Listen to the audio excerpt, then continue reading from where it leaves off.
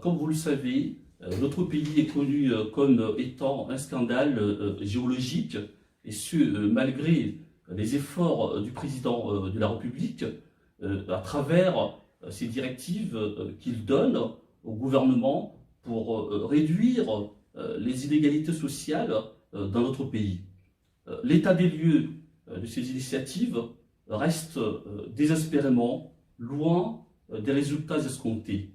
Avec un taux de croissance à 6%, nous constatons malheureusement que la population guinéenne reste très pauvre, car en l'absence de véritables projets de société, le gouvernement n'a d'autre alternative que la culture habituelle de l'improvisation dans la gestion de toutes les affaires de notre pays.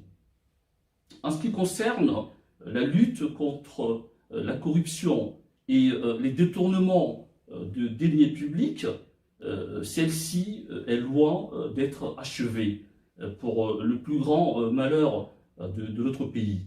De même que la pratique de l'octroi des marchés de gré à gré reste une des réalités qui n'encourage guère les investisseurs internationaux à venir s'installer dans notre pays.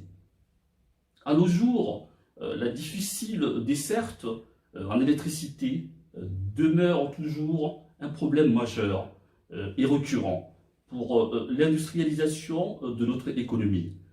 Sans parler de notre agriculture qui est aujourd'hui l'un des secteurs les plus sinistrés à cause de manque de mesures d'accompagnement permettant à nos agriculteurs d'assurer la conservation, la transformation et la commercialisation de leurs produits agricoles.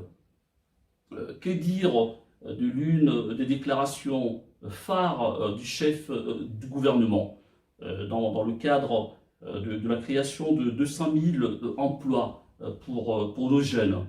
Celle-ci reste l'une des promesses toujours attendues. Je terminerai ce tableau funeste de la situation économique et sociale de notre pays avec la problématique de la gestion chaotique des ordures dans notre capitale Conakry, qui constitue aujourd'hui une réelle menace pour la santé de nos concitoyens. De même que l'insécurité reste l'une de leurs préoccupations majeures.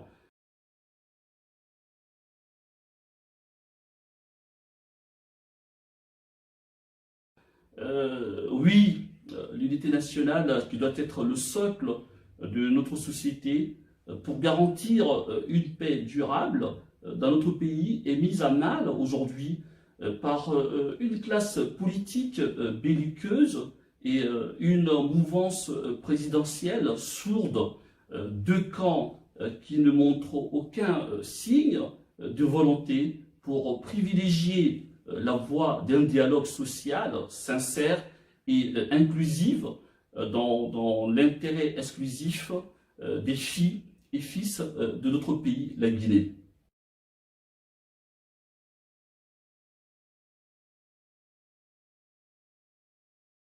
Je dirais que notre population juvénile mérite mieux.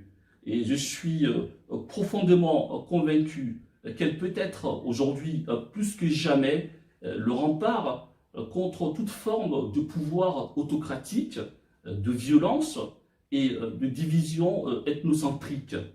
Notre jeunesse, qui est le meilleur atout pour sortir notre pays de son extrême pauvreté, doit savoir que pour avoir une gouvernance saine, responsable et soucieuse du devenir de chacun, notre jeunesse doit absolument s'impliquer davantage dans la lutte politique de notre pays, avec bien entendu de réelles convictions et une volonté farouche à vouloir le profond changement sociétal qu'elle souhaite.